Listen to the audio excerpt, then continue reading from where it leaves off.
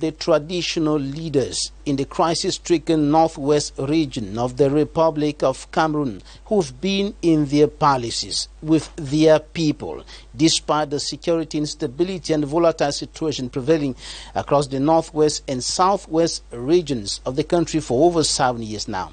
He is a peace crusader. He is the traditional leader of a community of 41 quarters, host of the University of Bamenda. His Majesty AFUNGCHWI III has been the fawn of Bambili since 2019. And in this edition of The Inside, we are zooming in on Bambili in the midst of a turbulent region, a crisis-stricken northwest region. We're also looking at the traditional administration and peace across the board. Meet our guest in some few seconds.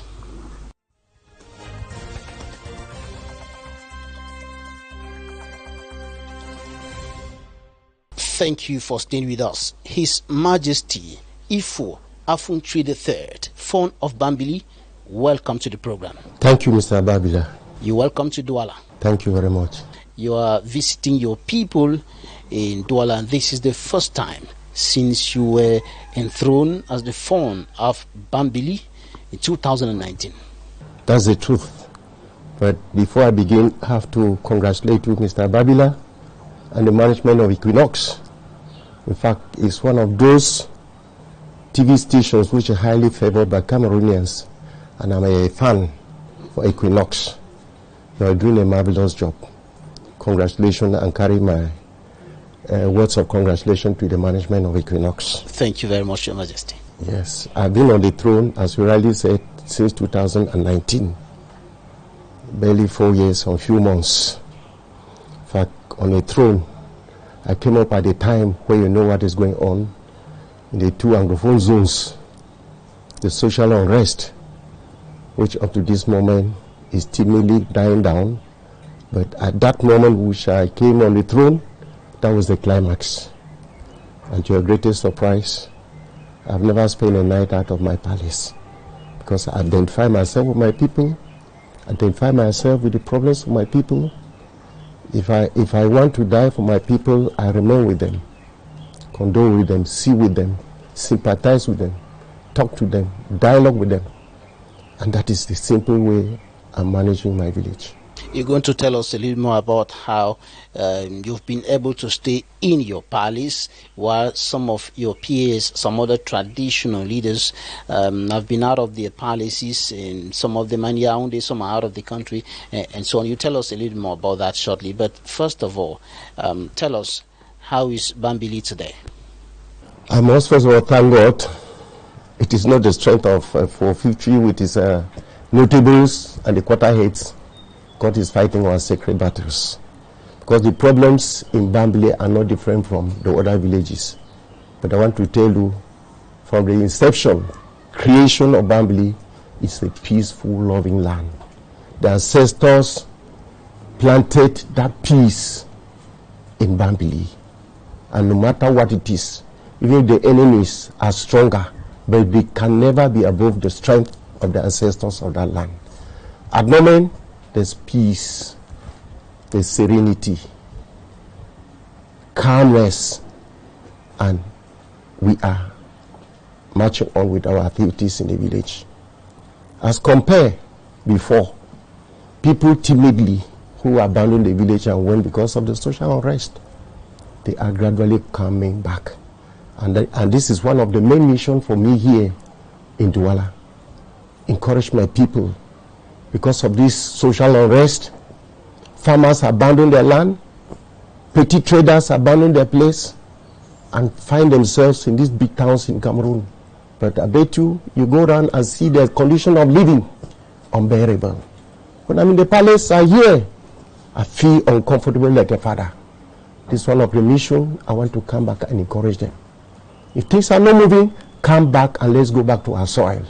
Because most of my people are peasant farmers. And that is where our strength is. We want to apply the policy of the head of state who encourages agriculture. That's where my bulk of my people concentrate. And if you look at back, the schools that the government has given back to us, they need food. We must go back to the soil.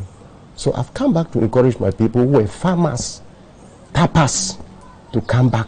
Let's put our hands together and see where we can take Bambili to the original stage in which they were before the crisis. Earlier you indicated rightly that you came upon the throne at the peak of the socio-political and security tensions in the northwest and southwest regions of the country.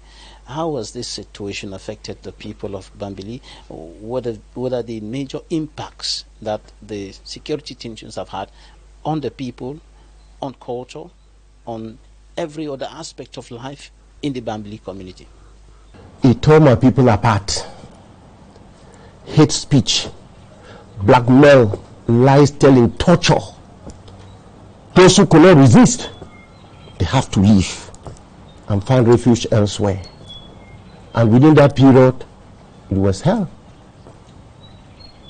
Not everybody have the means to leave the village and come like others who are here in Douala or Yaoundé or elsewhere, Equatorial Guinea. But those who remain in the village, that's where I identify myself with them. It came, in fact, tall. In fact, we had a rich culture. This thing has destroyed. We'll finally come back, but it will take time. People no longer respect even their mother who gave birth. We went terrible torture, frustration, their mindset went wind off. No longer allegiance, no respect to the socio-cultural richness of the village. As I've said, Bambili was planted in a gutter of gold. I owe my people a lot of respect because despite everything, they obey their phone. They listen to their phone. They condone their phone. And those who were with me, especially my quarter heads, the heads of organs that have traveled them here in Douala, will work in a synergy to re-establish where Bambili is now, a peace-loving village. Everything was destroyed. Artifacts, monuments, and things that we could identify ourselves. Because you lost identity, you cannot be found. Those things were destroyed. I've also come to launch an appeal to my children. Let's see how we can acquire those things and bring back our culture. So Bambili should stand like one of those villages who has a rich culture in Northwest. Extending out of Bambili to the rest of the Northwest region, which has been one of the regions in Cameroon where the traditional authorities, the traditional administration are still respected. This crisis brought some kind of disregard for the traditional authorities. We've seen, if we extend even to the southwest region, chiefs being kidnapped and killed, and this looks like a situation where there was practically no regard for the traditional administration, for the traditional authority. When I mentioned that this social unrest brought a lot of hardship, not only to individuals, but to the village, entire village. Before, a traditional ruler was looked upon like a monument in the village where nobody can even go 1 meter nearer. And it is the common adage that we know, the phone is never wrong. Because if the phone is wrong, I mean the entire village is wrong. So whereas the phone says this, the village have to abide and dance to the rhythm. And that is where we have lost our dignity. We have lost that aspect of a traditional ruler in Northwest. I told you, phones were kept down, captured and taken to bush.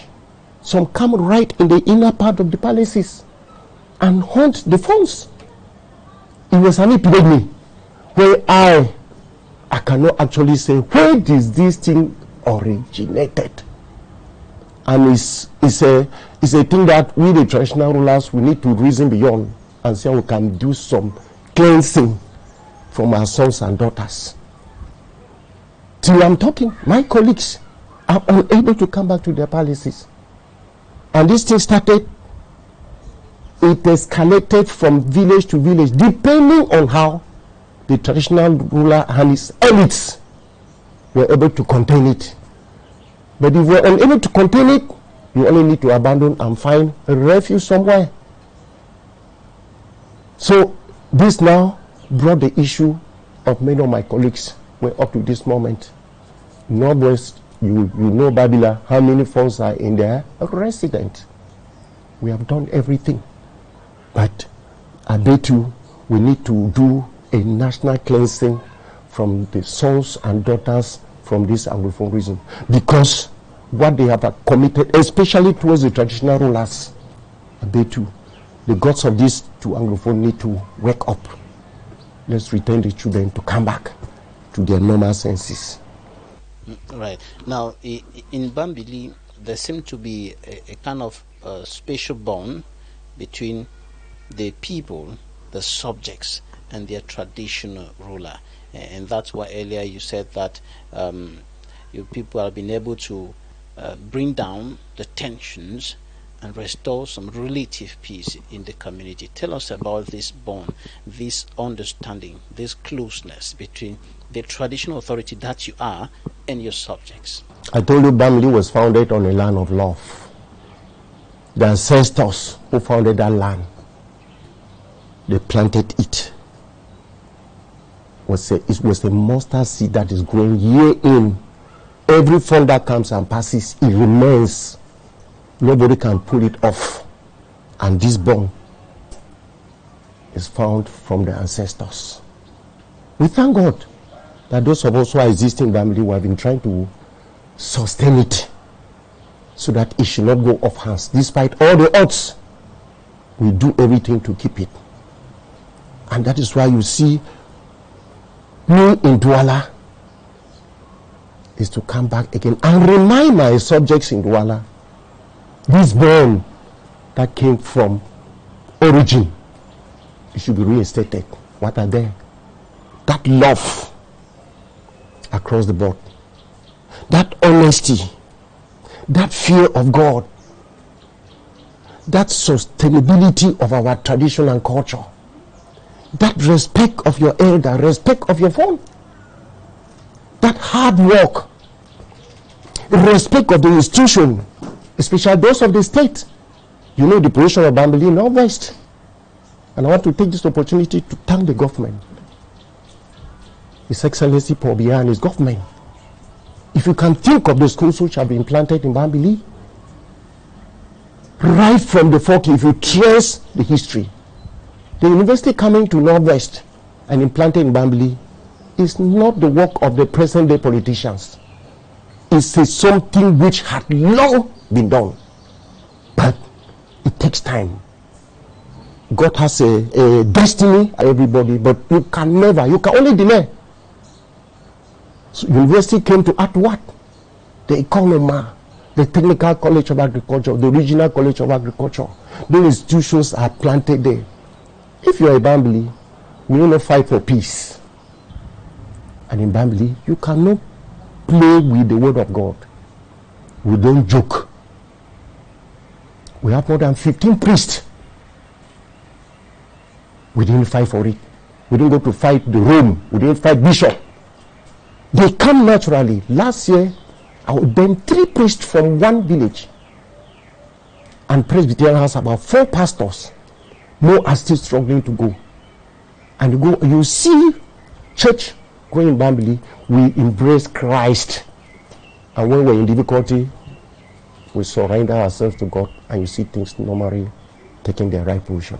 From what you're saying, it can be deduced, it can be concluded rightly that Bambili is blessed, but there is still more that, globally speaking, indigenous of the Northwest and Southwest regions are demanding for, and you're saying that the people of Bambili should not fight the government. Of course, it has been said over and over that even if there is a request to make, even if there is more to ask for, is not the gun that should be used to ask for whatever whoever is asking for. Is that what you're saying? That's just exactly what I'm saying. The problems are there. Nobody has refused. But gun will not solve us, not give us solution to the problems. It will not. That is not the best approach for me. I stand for it. I stand for peace. I stand for dialogue. I stand for facing squarely, approach the authorities who are there and lay your problems frankly and clearly. Guns is the last thing, and we have seen the results. How many souls have we lost? The working population for these two regions, shall we ever replace them? Shall we ever replace them? So I stand like one of those architects for peace, dialogue, love. You have received a reward for your peace crusading. Now tell us, Your Majesty, how you've managed to be in your palace despite the volatile situation prevailing across the region, sending some of your peers out of the palaces, out of the region to seek refuge elsewhere. But you have been in your palace for all this while, even though you came in at the peak of the conflict. How have you been managing to stay in your palace? Okay, thank you, Babla. Let me take the opportunities to thank the Guardian Post. I don't know what criteria they used. You're a journalist. They just called my name one day and I said I'm one of those peace crusaders and I should receive an award, and they gave me the award. It was a pleasant surprise to me, because you, the journalist, you know the way you judge. Being in the palace, I've already said, it's no magic. We saw where our children got annoyed with the government. That's the truth. The problems are there. But then, I will not give birth to children and disown them. No matter what they're angry, I have to side with them. Only use a way like a father to appease them, talk to them, sympathize with them, and say, where is the way forward? What can we do? I say, why crying? Don't remain on one spot. Keep on moving. What do you mean by keep on moving? While you are crying for the government, your problems with the government, you as an individual, what are you doing to help yourself? The soil is there to till. Other businesses are there. Go to school and learn. Get the certificate. Even the job is not there, hold the certificate. Don't be like a hunter. You go to a hunting, say, no elephant will come to me. You go and stand, the thing is coming, you start regretting why you left your spear. Go to school, acquire the education. Education is not only to get a certificate and get employment. Educate your mind and say, if plan A doesn't work, what do I do? If the government doesn't employ me, what do I do? God has given me the hands, has given me the sense, has given me gone to school. What can I do to help improve on my economic situation? I now learn on plan B. Life will keep on going. All right, Your Majesty, I want to be sure that we are getting exactly what you're thinking, what you're saying, your thoughts, the way they are. You said earlier that when your children are angry, you have to take side with them. That could be interpreted as some kind of collaboration with those of your subjects, even as a traditional ruler, even subjects of other villages can also be considered as your children who are asking for independence, asking for cessation. That could, when you say you're taking side with your children who are angry, that could be interpreted as some kind of collaboration with those who are asking for those things. Taking side does not mean that you should take up arms. Taking side is saying, I sympathize with what they are terrible, that they are getting annoyed. And that's what I'm saying, that while crying, don't be on the spot. Keep on moving. While you're asking the government should do this, if the government doesn't do, what will you do? Think of plan B, go to farm, go to school. Think of a trade. don't only wait for the government, but to say, knowing the consequences of taking up arms, that is the most dangerous thing that I can tell my children to do. And I'm taking side. I sympathize with them while they are crying, but I dialogue with them. Don't cry and stay on one spot. What is the alternative if the government doesn't do like this? Should we excommunicate and disown our identity like Cameroonians? And when will this end? Where will you begin? Where will you end? So we still remain sons and daughters of Bambili in Bambili land. We have our soil to till. Let's not think and get ourselves to the devils that they can come here and derail us. Right. Your Majesty, I asked this question because we've heard some administrative authorities accusing traditional leaders of standing or supporting secessionists and secession. We heard some administrative authorities say this time and again, pointing accusing fingers on traditional authorities. Babila, I was the first victim that the government attacked. They got into my palace. First thing, your colleagues have abandoned their palaces and gone. When you remain here, it means that you are condoling with these children. And I can only tell you what the grace of God can explain how I escaped from them. But that did not frighten me to abandon my village. But then, what should I do? You just need to make yourself, make your intention. You know, when I was invited, I went and explained. Give me time. At that time, I had not even met up 3 weeks in my palace. I was not even traditionally enthroned. I was still under grief. I was immediately accused that me staying in my palace. Around that time, doing on and you could not count 1, 2. Means that I'm condoning these people. It is me. I'm doing this. I was misinterpreted. So if the administration are also going up that way, and that is where I condemn, because there's no dialogue. It's no brutality. Brutality is not only from our own children. Government too. Don't only see anybody an attack. Don't only see anyone who is in his palace, you start accusing him. That was where this thing started. Most of my colleagues even abandoned their palaces. Because both fronts, the separatists and the government. But it needs courage. It needs a good intention that you have. God will help you. And that is why I remain in my palace.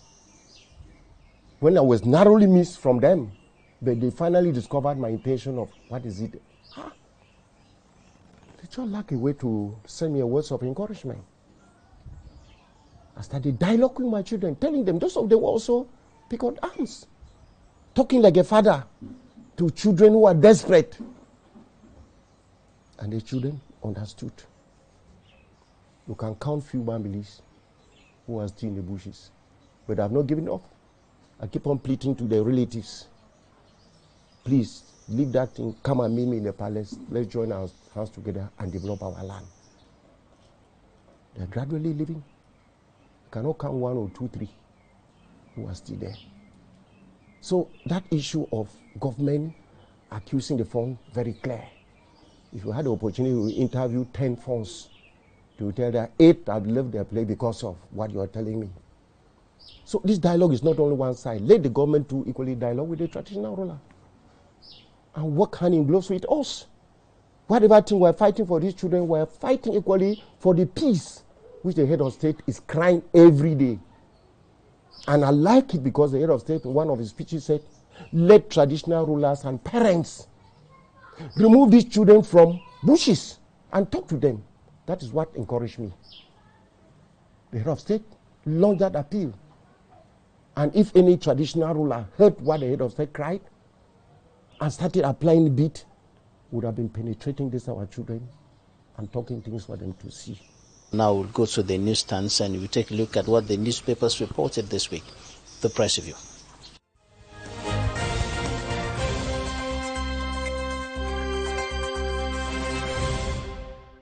The Post reports the suspension of salaries of over 200 teachers in the Northwest region by government over unjustified absences. According to the Herald Tribune, lawlessness is rife in the country's Northwest regional capital Bamenda. It is now described in pidgin as "water don dirty, all man fit catch fish." On the front page of the Guardian Post, the Cameroon Development Corporation goes offensive on those encroaching on the corporation's land. The Ultimate reports that Minister Elung Paul is putting President Paul Biya's import substitution policy to practice by offering a consignment of food processing machines to women groups in the Kupe Maninguba division to boost production and improve livelihoods.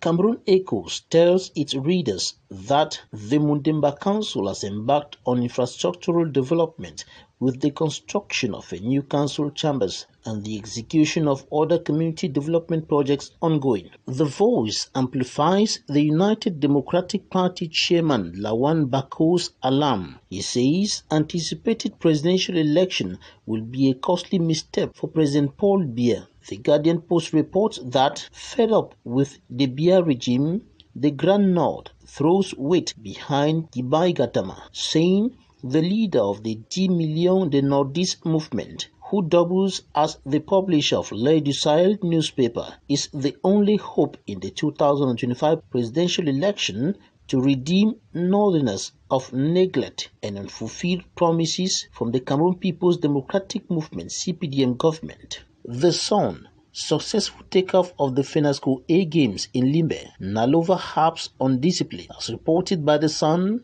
the population widely acclaimed Secondary Education Minister Professor Pauline Nalova Lyonga for her courageous leadership and also hailed Southwest Governor Benau Kalia Bilai and Limbe City Mayor Paul Efumengale. On the front page of the Guardian Post, Barrister Kere Muna gets another prestigious international role as Goodwill Ambassador for African Legal Support Facility. Municipal updates highlight the call for unity in the church by the moderator of the Presbyterian Church in Cameroon (PCC) during the All Pastors Retreat. On the appointment of the Indomitable Lion's new technical staff, The Voice Weekender says Sports Minister overrides and Eto'o Wales. In the same vein, the Guardian Post projects Cameroon's obsession with hiring trainers without national team coaching experience. Claude Leroy, Wilfred Schaeffer, Pierre Lechant, Hugo Broos, Antonio Conceição, and now Marc Brice is at the center of the dispute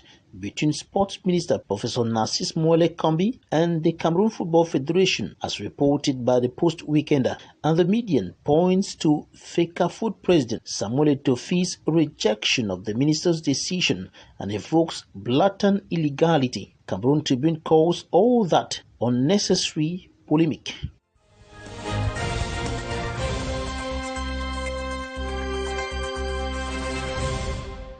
You're welcome back. We are still with our guest, His Majesty Ifo AFUNGCHWI III of Bambili. Now, Your Majesty, earlier you said that the government has to implicate the traditional rulers, or government has to enhance the implication of the traditional rulers in the peace process of the country, as far as the northwest and southwest regions of the country. What more? Because we have been seeing the Prime Minister came to Bamenda, invited traditional rulers. There have been some kind of consultations with the traditional rulers. What more should be done to get the traditional rulers really talking to the people? Because from what you're saying now, the people listen to you even more than they listen to the head of state, because the head of state has also been calling on them to drop their guns. But many only did so, particularly in your community, after listening to you. It means that the traditional rulers can really do pretty much in terms of resolving all these issues. Yes, the government, in writing, the traditional rulers are auxiliary of the government. It is true. It is true that some of the traditional rulers have a pay package. But how much is it? Some of our palaces have been destroyed. My colleagues don't even have a means to come back. Stay where? Those of them who are present Our children accuse us that we're dancing to the rhythm of the government.